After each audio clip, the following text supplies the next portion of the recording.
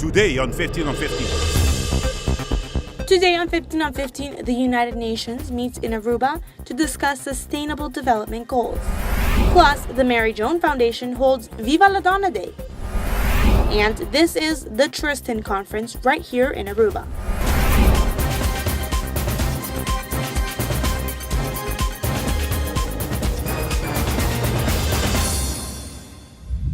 Thank you for joining us on another edition of 15 on 15 right here on Channel 15 ATV with Daniela Piazzi.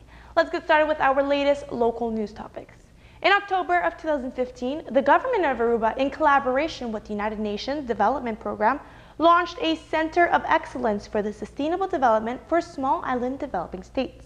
The center aims to strengthen innovation and resilience in small island states in the Caribbean and with many recent forums in Europe, South America, and the United States on sustainable development goals. Aruba's Center of Excellence will be playing a crucial role to reach those objectives. Over the past week, several members of the United Nations arrived on the island to move forward on their Sustainable Development Goals, named SDGs. These are global goals that were approved in 2015 by 193 countries, including Aruba. Besides these international goals, the UN Council met with Aruban officials around the island to ensure the general well-being of the Aruban people. Well, it was a session where we had a very in-depth discussion with the policymakers of Aruba on what this 2030 Agenda for Sustainable Development means for Aruba. So we started going a little bit into the details of what it will take to implement this agenda here in the country and how the different policymakers from different ministries and different departments of government can come together to jointly support implementation of the 2030 Agenda and the Sustainable Development Goals. The 17 categories of Sustainable Development Goals that were assigned by these 193 countries are no poverty, zero hunger, good health and well-being, a quality education, gender equality, clean water and sanitation, affordable and clean energy, decent work and economic growth, industry, innovation and infrastructure, reduced inequalities, sustainable cities and communities, responsible consumption and production, climate action, life below water, life on land, speech justice and strong institutions, and finally, but most importantly, partnership to reach these goals. Now, this is exactly what these conferences have been all about. My perception is that there's a growing awareness about the agenda. I sense that different people came into the session with different levels of understanding and knowledge of the Sustainable Development Goals. But now that we are done with the morning session, my feeling is that there's a much more common base of understanding of the agenda, what it means, and now the hard work will start of coming up with concrete actions and strategies to implement the agenda here in Aruba. Aruba, being a small island, will serve as a model for countries worldwide to learn from. The initial goal is to implement these factors on the island, therefore countries around the world can follow. We can also draw upon the example of Aruba to show other island states, especially small island development states, about what's possible to do and beyond other countries. Because my sense is that certainly the government is embracing the 2030 Agenda for Sustainable Development and the Sustainable Development Goals. Aruba has a commitment to the different dimensions of sustainable development that is quite remarkable. For instance, if you consider social protection, Aruba has a quite sophisticated system of social protection, as well as very important policies on access, for instance, to universal health care and universal primary education. At the same time, it's setting for itself very ambitious goals on the environmental sustainability side. It has committed itself to increase the use of renewable energy all the way up to close to 100% by 2020. And finally, on the economic aspect, economic growth, Aruba is already a high-income country, so it has done quite well in being able to grow for many years. So it's a country that is really trying to combine the three dimensions of sustainable development: the economic, the social, and the environment. But I think it also recognizes that it can do more and wants to do more, and that's now the agenda from now up to 2030. We'll be back with more 15 on 15 after a brief word from one of our sponsors. After the break, Mary Joan Foundation treats its customers to a stress-free day.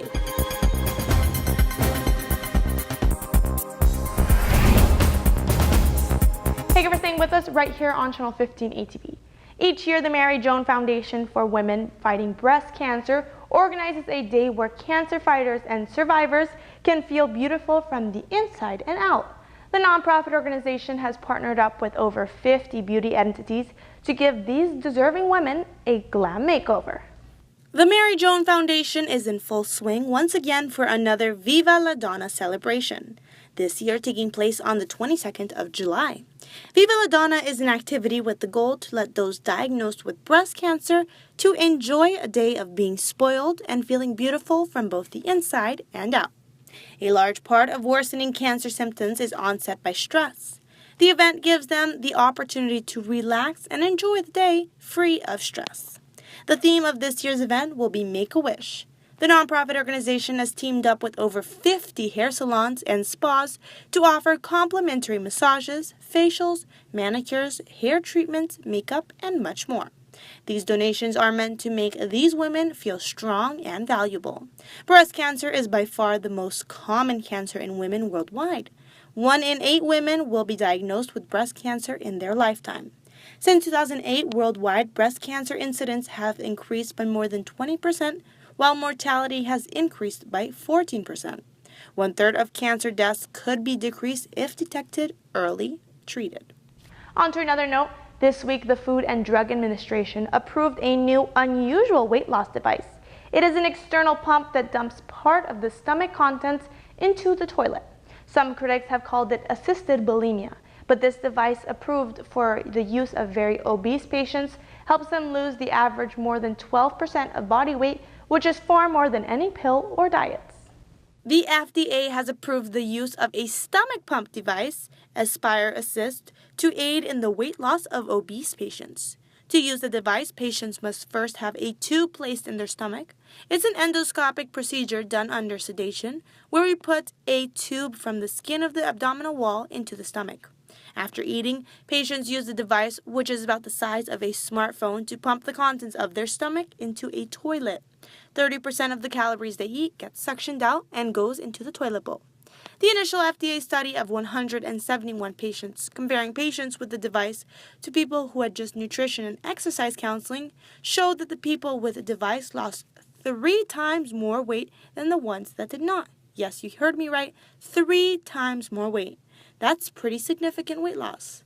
While the thought of pumping your own stomach may not be the most appealing, there are many pros to Aspire Assist device for use of obese patients.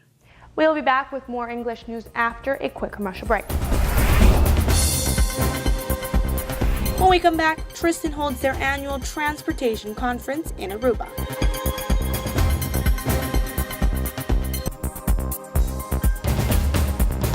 Thank you for staying with us right here on Channel 15 ATV. Over the course of last week, Aruba held the Tristan Conference. Tristan is an international scientific conference that provides a high-quality forum for the presentation of mathematical models, methodologies, and computational results, and for the exchange of ideas and scientific discussions on advanced applications and technologies in transportation. As in all previous Tristan Conference, top research scientists from universities and research institutes gathered from all over the world, along with scientific participants from private sectors, public agency, and graduate students. This year, Tristan introduced the Green Transportation Award to those who contributed most towards sustainable transportation within the Tristan Company. As in all previous Tristan conferences, top research scientists from universities and research institutes from all over the world, along with scientific participants from private sectors, public agencies, and graduate students. In line with the Tristan tradition, the scope of the Tristan covers the fields of transportation optimization, traffic engineering, and transit and shared mobility. The scope of the conference was wide and comes from different areas of interest within the transportation science and operation research. Friends, you have come to an island that really is in need of your very innovative thinking and your view and capacity to look at challenges and find logistic solutions, innovative solutions for the development of the world, for countries, for cities, and islands like Aruba.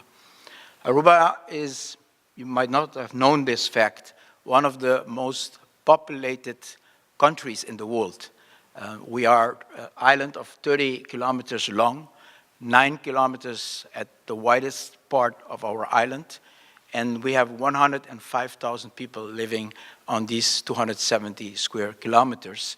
And we welcome every year on this very tiny and small island more than 1.2 million tourists coming by airlines to Aruba, and on this side of the island, almost 1 million tourists coming by cruise ship. So you could imagine that managing an island with these challenges and logistics is very, very important to have a view and a vision on where we would like to bring the island in the future.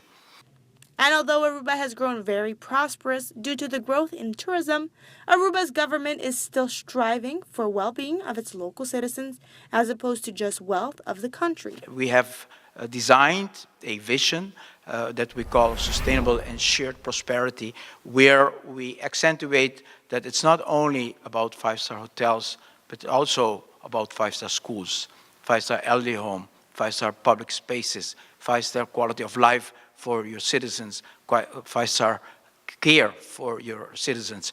And that is something that is easier said than done. Create the social economic model, create the physical development that really makes it possible for you to have economic prosperity, but at the same time for your society to be happy, to feel the sense of well-being that we all would like to have for our citizens. And in order to realize that, we have designed a vision that we have developed in somewhat inspired by the polder model. That's not so common anymore in the Netherlands, but used to be a very essential part of the way the political and the social sector in the Netherlands stipulated the priorities for the country. We developed a social dialogue process in Aruba, even though my government had a very strong mandate in Parliament. Even so, we felt that it was very much needed to have a continuous process of involvement of our citizens and the organized sectors in our community to be part of the decision making. So it also gives contents to the fact that you are not only looking at the economic development of your country, but your citizens' participation, the social cohesion in your community, and how do you create and develop a plan where everyone is involved and where the goals of economic development and well-being are very much linked to each other. Thank you so much for watching. These were your local news updates and trending Aruba topics. Be sure to like our 15 on 15 Facebook and Instagram page for all of your latest news updates. Also, don't forget to tune back in tomorrow night at 7:15 p.m. for more 15 on 15 right here on Channel 15 ATV. See you then.